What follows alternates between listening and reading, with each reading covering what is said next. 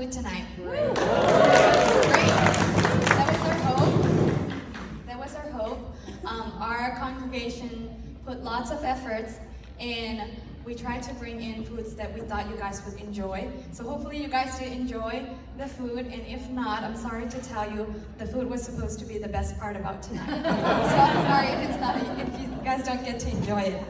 But even if you don't get to enjoy it, I hope you learned something about our culture that was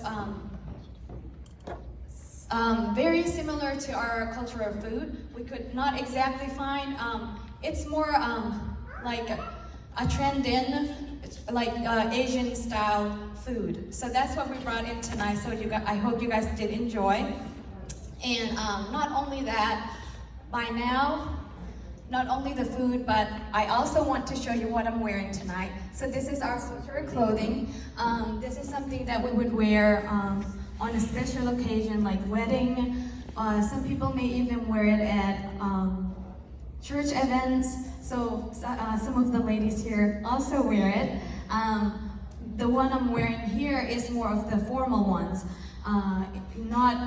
We don't normally wear this every Sunday. So something that we would wear is the one she's wearing. This is less formal one. If you could, this is Emily. So this is something that we would wear every Sunday to church. And the one I'm wearing is more formal. So two things that you guys already learn about our culture, the food and the clothes. And hopefully by the end of the presentation, you guys will learn about, not only about our church, but where we're from, our background. So hopefully you guys will learn something tonight, right? That's our hope. And before I move on, I want to introduce myself. They already introduced me, but my name is Judith, and in our congregation, in the Chin community, they call me Siangte. So you can either call me Judith or Siangte, whichever is easier for you. I think it's Judith, so I will prefer calling Judith too. If you guys see me anywhere, you guys are welcome to say hi. Next slide. So tonight, I'll be talking about our church, Chin Christian Church, who we are, and why Chin Christian Church was established.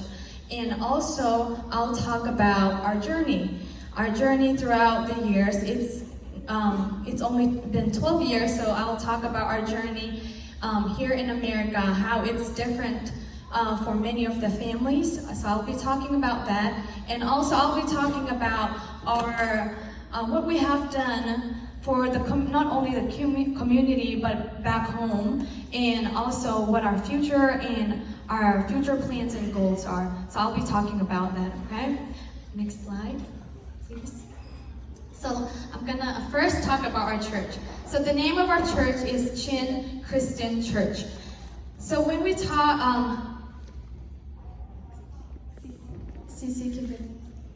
no, go back to the CC ka off.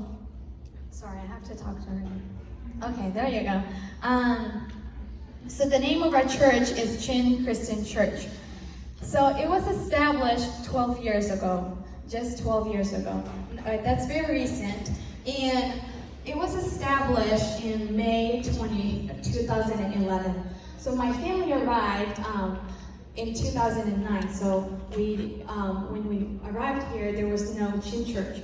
So some things needed to be done so that we can worship in our own native language.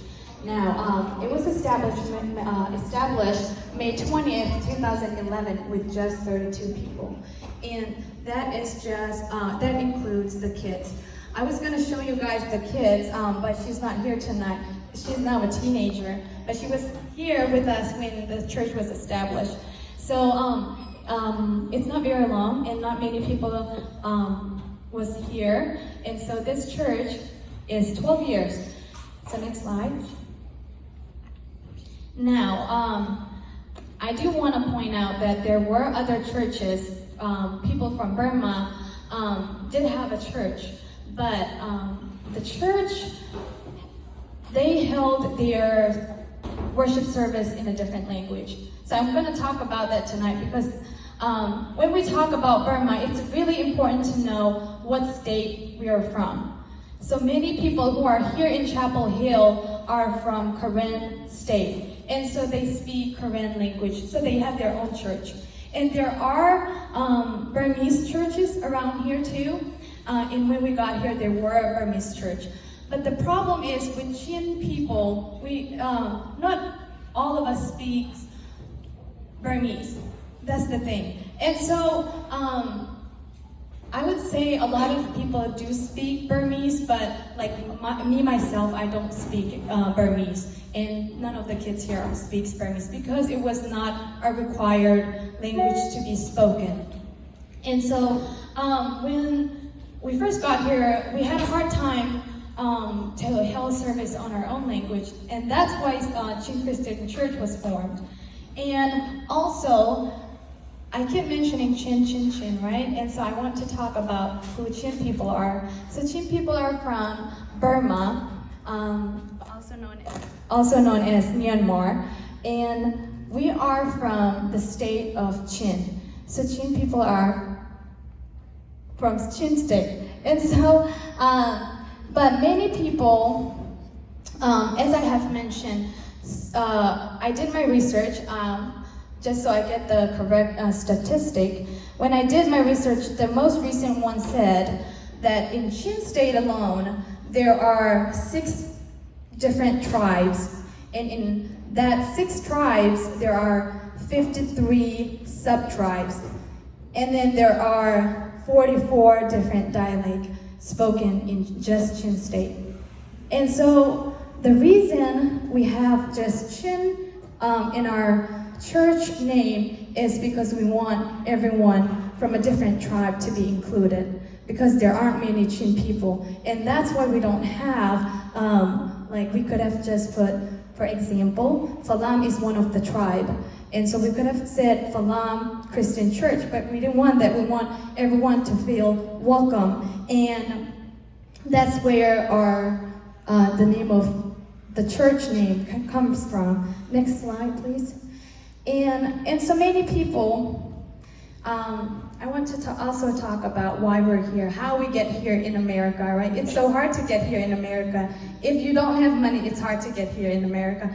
But somehow we ended up here. So I want to talk about how we got here. We got here through a refugee organization. And most of the, from our congregation at least, are here through as a refugee status. So we have to flee our own homeland to resettle to a safer, what we call a safer place for us, to our neighboring countries like Thailand, Malaysia, and also India. So that my family are resettled in India in a refugee camp. And many of the other in our congregation are from Malaysia. So we're from a different part of countries, different part of the refugee camp. And so tonight I want to talk about why is it not safe to stay there. Because this is ongoing history, a repeating history that we have to face in Burma. And so I put a YouTube video. It's 15-minute long. It's pretty long, but it really did a great job talking about our homeland and also our background, our culture, how we, our environment, those type of stuff. And then also it talks about the refugee camps that people are living right now. Because at the current moment is when they are facing civil war right now. But not many, we don't see it on the news because the government shut down their internet. So some of the things that I will show here is sort of like a private pictures that were taken, and this is a documentary that was taken by an Indian guy. And so I will be showing that, but I do want to mention that this video does have a strong language and also a violent imagery. So if you are sensitive to this type of materials, I would suggest to wait in the hall, maybe. But if not, you're welcome to stay, and it's 15 minutes long.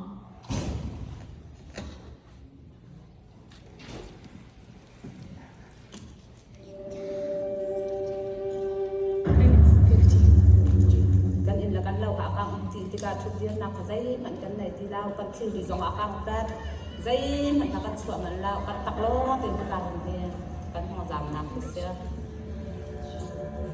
Tens of thousands of people from Myanmar have fled across the border to neighboring India. They are seeking refuge from a brutal crackdown by their own military, who seized power in a coup last year. Daya lihat dana tanda surat tu di dua mana dana dana be thocha la pi ro chma myo ta akong thwa lai su lamang be ma le dana be. The military is trying to crush a people's uprising. It started as a mass protest movement, demanding democracy be restored.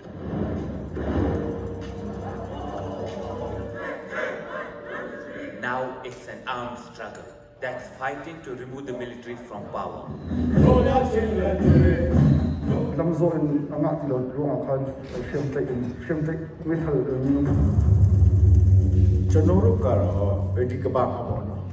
Nothing is free.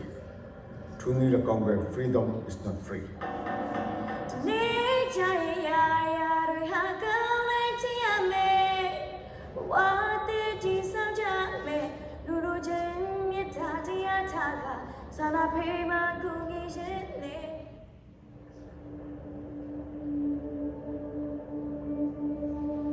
Joseph is trying to build a new life in India. In Myanmar, he fled into the jungle when the military raided his village.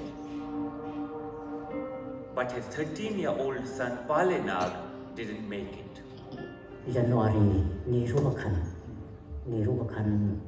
kan pha le ban hi kha kan ma le lung shokan lung don na khan arak phan leo kha ma pon kha chok khan kham sa kan mi khan lai chunu khan kan pha le ban hi kha lung shon dak kit mi kha an dak lai si an huwa kan mi khan lai si ngati kha asi. Joseph's son was at the time delivering food to local resistance fighters. Members of the Chin Defense Forces or CDF. They are part of a network of civilian militia groups that are fighting to restore democracy.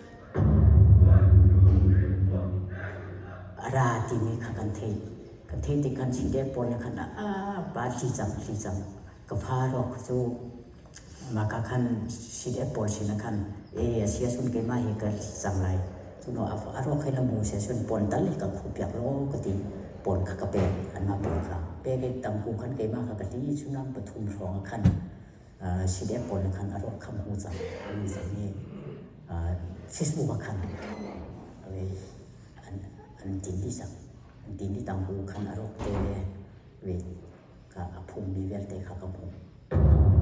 Images of the bodies of the 5 other people arrested with him were also posted online. A warning, they're very distressing to see. They show clear signs of torture. Their hands are tied behind their backs and their bodies are covered with knife wounds. One of them is Mizali's husband. Bala along with Chime so become a chida chema samanta balada below Amila soro any chapita dabano Daya dana tada sura tu di dua mana dana dana be thocha la pi ro chma myo ta akong thwa lai su ro lamang dua mana dana be to shi pe cha la bo no pi ro nyasi ha pe sa ne phong pe de pa sa ha la pe sa ne phong pe de. They have 2 young children. Kanzaya bare patola so tunda pangla na pachate butong hele be shite le so biro achi ka yaw cha le sura to wara sakari ne na le la bi khatle so tu pheo e ma thama tu no mana cha me de achi ma so ko pi kanzaya la bo no biro.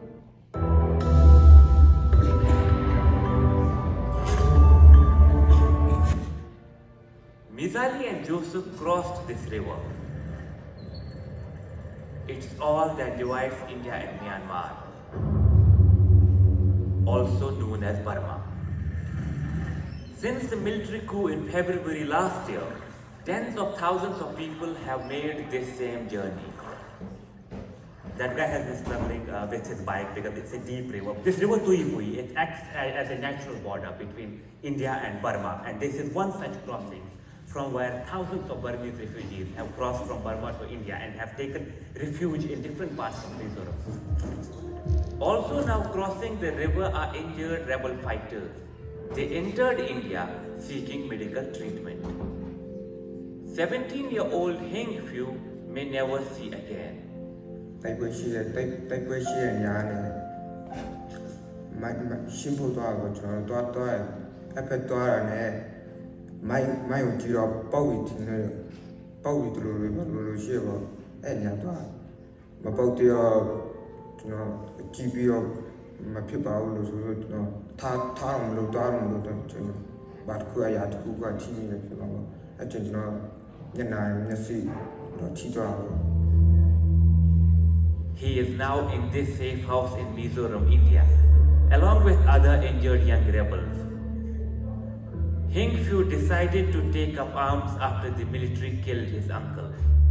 ကြားရချင်တော့အဲ့ဒါကြားချင်တော့သူတို့နောက်ဖမ်းဖို့တွားတယ်နောက်ဖမ်းဖို့တွားချင်တာစစ်တပ်တွေကဖမ်းပြီးတာနဲ့ထိုးတက်သွားလို့အဲ့တော့ကိုမျိုးတွေတောင်တက်ပြီးထားပဲเนาะကျွန်တော်မျိုးတွေတောင်တက်ပြီးထားဆိုတော့ဘာလို့ကျွန်တော်အဲ့ဒီမှာကျွန်တော်ငိုရဲငိုဝမ်းနဲ့ပေါ့နော်ကျွန်တော်မျိုးကြီးမတက်ပြီးရပေါ့နော်ဒါသူတက်ပြီးရအဲ့ကျွန်တော်ဝမ်းနဲ့တီးလဲ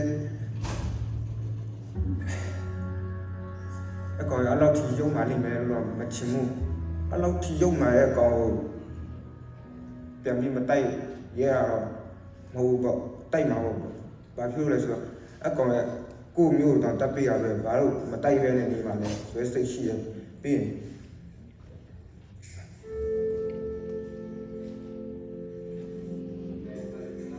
The Chin ethnic group have been fighting the Myanmar military for greater autonomy for decades.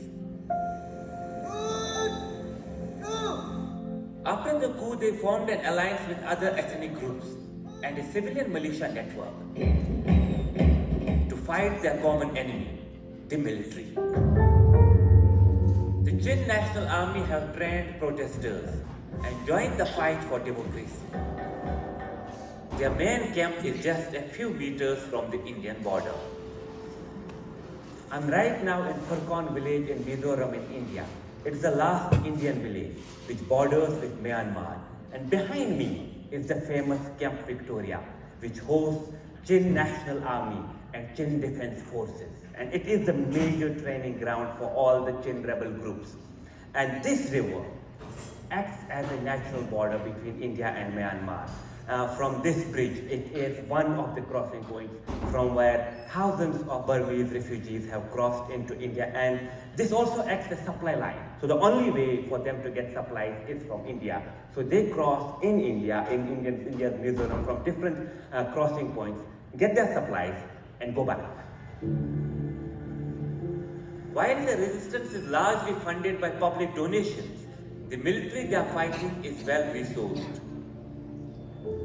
Russia and China are supplying its weapons, and it's willing to use whatever force necessary to stay in power. Soldiers burned Siangte town of Kohhran to the ground in September last year. Mấy hi kan in akang mi a chậm nak sikau hia ral kat ni kan khang piak ral kat ni kan khang piak la mi tin a chiam di la thu dio nak kan nei ti la le ka hen kan mong za mi kan in hi mo har sa tuk tin kan sak mi kan din si sa jong kan man lao kum mi rong thang te long kan man a sak jong kan di ri lao hi ka ka kan nak hem te hi wai en an kan sak piak mi sia wai en an kan sak piak la mi te kan chum kin nak hem bil jong kan nei lao le ang kan dam pia. Before the village was burned, it was the scene of intense fighting between the civilian militia and the military. 23-year-old rebel fighter Ona King was badly injured in the clashes.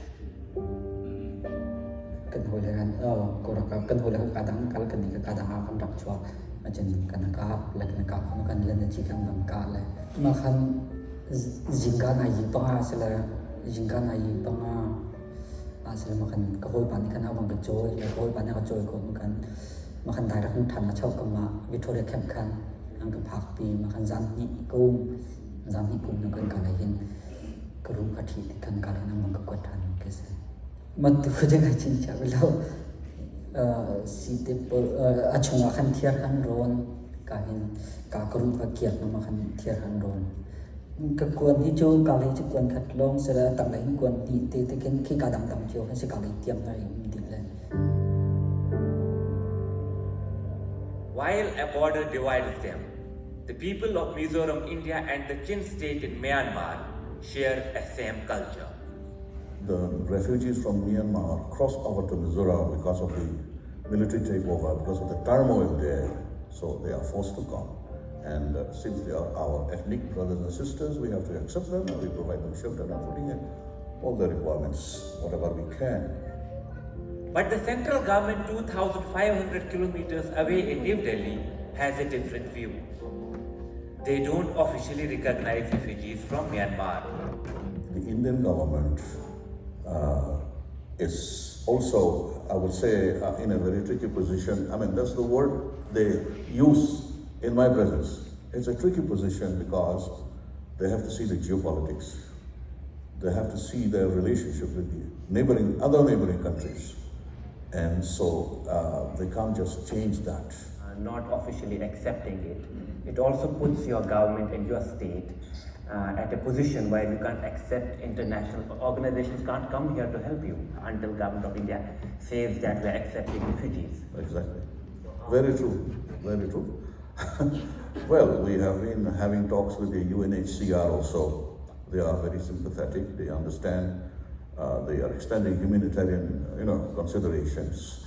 But they also have to see the position, the official position of the government of India. So even though they are at present lending help, material help, they cannot extend financial help as such. And so is the case with the Mizoram government. Mizoram government is a part of India. It's a part of the Union of India. So they can't just ignore the stand taken by the Indian government. So they have to tag along with that. Here, take it.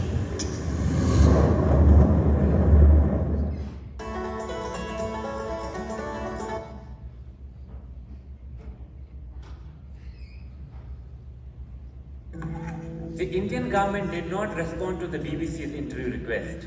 With the central government failing to recognize them as refugees, people here are having to rely on local goodwill and donations. Joseph hopes that one day he will be able to return home. He wants justice for his son. Katin ka apak tuk sakan kimayong ka may tansayin kika katak belai timi ka lupu din ko aman kan adu lurong kan kika kapanin kuruaning chu atu kema be katak ko silo ta di yong ka kadu ariya pin be kachim cham tin nak nim phan silo tia so yong ka kadu ri atu he về cần đâm thắt xe xuân cái tiếng ác xuân của mình như lùng dòng hay cả nghề But this is likely to be a long fight. When rebel fighter Honor King is strong enough, he will return.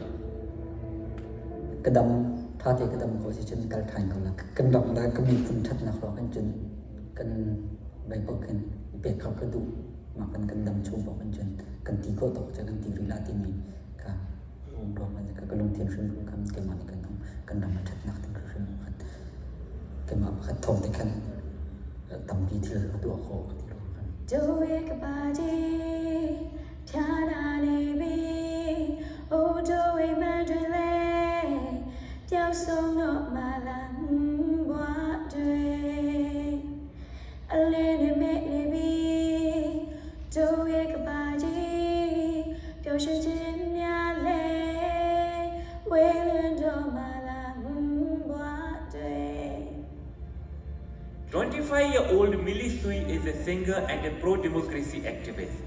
She now manages logistics for resistance in Camp Victoria. She also writes songs about what's happening in Myanmar.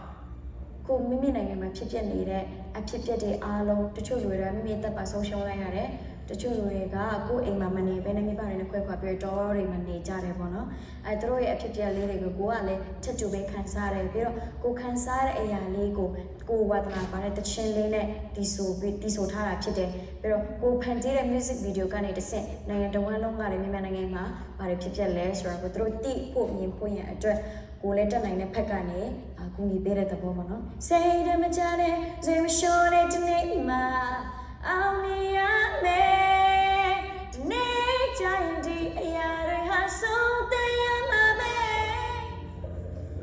As the world looks away and the conflict intensifies in Myanmar, more people will be forced into exile across this border. They are relying on the support of the local community. With India officially refusing to recognize them, their life here will be fraught with uncertainty. All right, and that was a long video, sorry about that. But it was not an exaggerated video.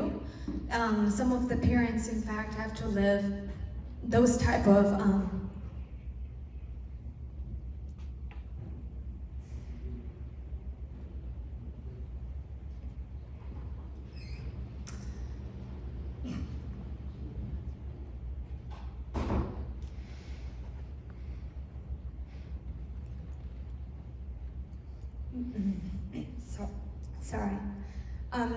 those type of crisis. And I wanted to say, like, that was not an exaggerated video. And as for my parents or some of the parents in our congregation, this is something that they had to face when they throughout their journey. And I posted 2 pictures here for a reason. So Burma has been always under the dictation of the military, always been. But there are 2 times where the civilian decided to fight. And one is on the top picture, it was in 1988. And the bottom picture is the most recent one, 2021. And for the same reason, it was to fight for our freedom. And so for many of the parents, this crisis, they have to live twice in their lifetime. So very emotional time and very traumatizing time for them. Next slide.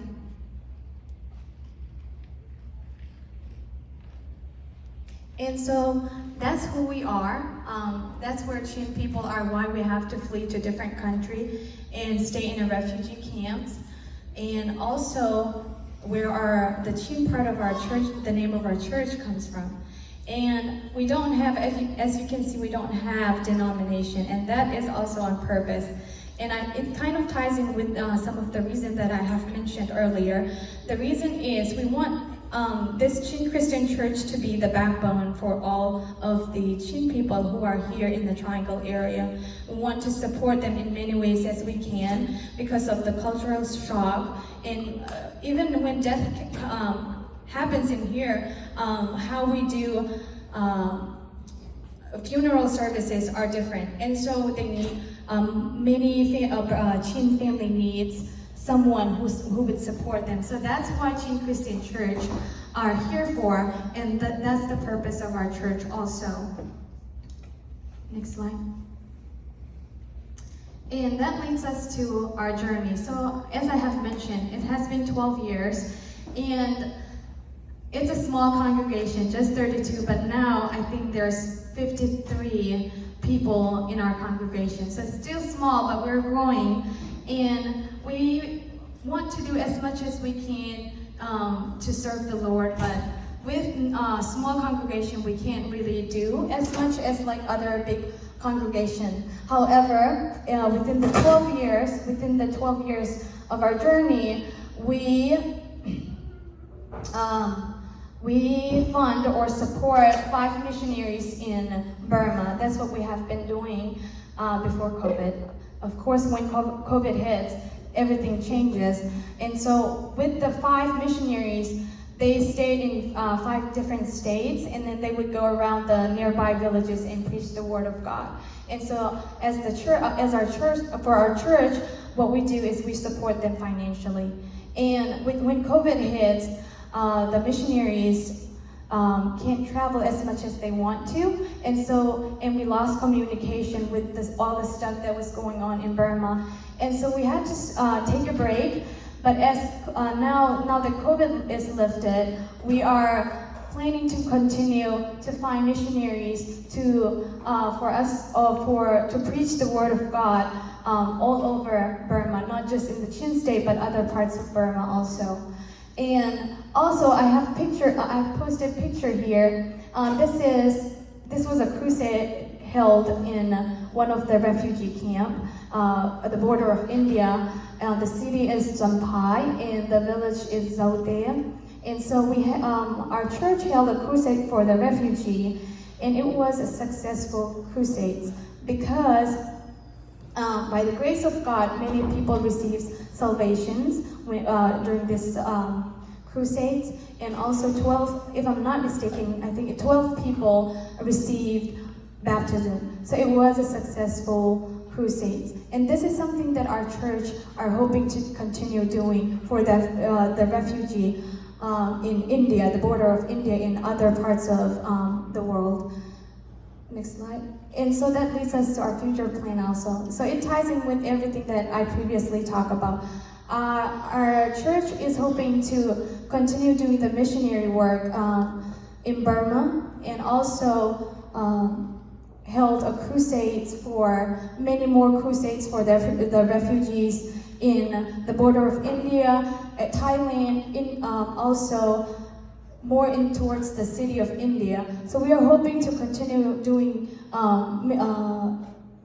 holding the crusades for them. And also with the refugees people, as you've seen in the video, their living condition is not the best condition that we would all want to live in. And so many kids have to stop going to the school. And so our future hope is that we provide the kids with books, school supplies, because there are many educated people there to help out the kids. So our church hope is to eventually help them out with school supplies. Not only that, as for the armies people, the civilian armies, we would like to help them with first aid kits. So that's something that our future goal is. And also clothing. So in fact, our family are going back to visit them. And so we are planning to bring lots of our clothing to provide them, because for them it may not be new, but it's something for them to cover themselves, right? Because there's no store nearby, they have to reuse the clothes, and then no water running. So they live in a hard part of condition right now. And so our church goal is to eventually help them. And so that's all my presentation. So I want to recap what we discussed tonight. Our church, Chin Christian Church, is a small congregation, but still growing, and we want to continue to serve the Lord and spread the word of God to the refugees, to Chin people, and also not just the Chin State, but eventually to many parts of Burma, many parts of the states in Burma. So that's our hope. And also, as I have mentioned, we always want to be the backbone or the support for many of the Chin families who are here with a different, unfamiliar culture. So we want to be the backbone of that. So that's who we are. That's Chin Christian Church. And lastly, we want to thank and show Mount Carmel Baptist Church for giving us the opportunity to be here tonight. We were very excited, and also giving us the ability to have our own service on Sundays and Saturdays. So we really appreciate that. And in the future, we want to continue strengthen and work together, strengthen our bond, and work together with our common goals, which is to reach to the lost. And we hope we get to work together. And thank you so much for your time tonight.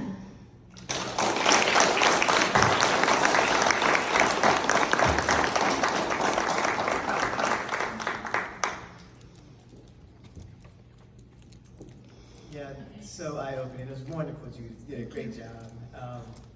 And we don't see those things, you know, in our world. We don't face those types of trials in this part of the world. And so it's so important for us to remember what other people are going through. Really grateful for your mission here in Chapel Hill to connect families to a church and to be so welcoming to all of those who are part of the Chin community. Love your mission to reach, to spread in Burma, to support refugees, and even in the midst of wartime, to focus on healing. I love that your focus was on first aid and clothing and things that are healing and loving, and I love that, and I think our church certainly appreciates that. We're glad that y'all are here. We're glad that you're filling up the sanctuary on Sunday nights with song and preaching and scripture and fellowship, as well as Saturday nights. That's just the more spirit, the better. The more God, the better. And when we come in on Monday mornings or Sunday mornings, they've been there Saturday night praying and singing beautifully, by the way, and worshiping God, and we're grateful for that. One thing that I wanted to share with our church, which was really special for me, is a couple of weeks ago, I was invited to get a chance to come and preach, and they had a translator as well, and I wanted to tell you all this as well, but I would, like, you guys know me well, I would tell a joke, and the young folks would laugh, and then the translator would translate, and then the older generation would laugh. And it's the same way in our church. When I say something ridiculous, the young people laugh, and then they try to explain to our senior adults, this is what just happened to him now. This is what he's done that's ridiculous this time. So it was a very normal experience for me. We are grateful for Pastor Phi, for your leadership. And if you haven't met Pastor Phi, this is Pastor Phi here in the front. And for your shepherding in our community as well. Did you have anything you wanted to share? Was there anything you wanted to add tonight? Don't do it, so go ahead. Yeah.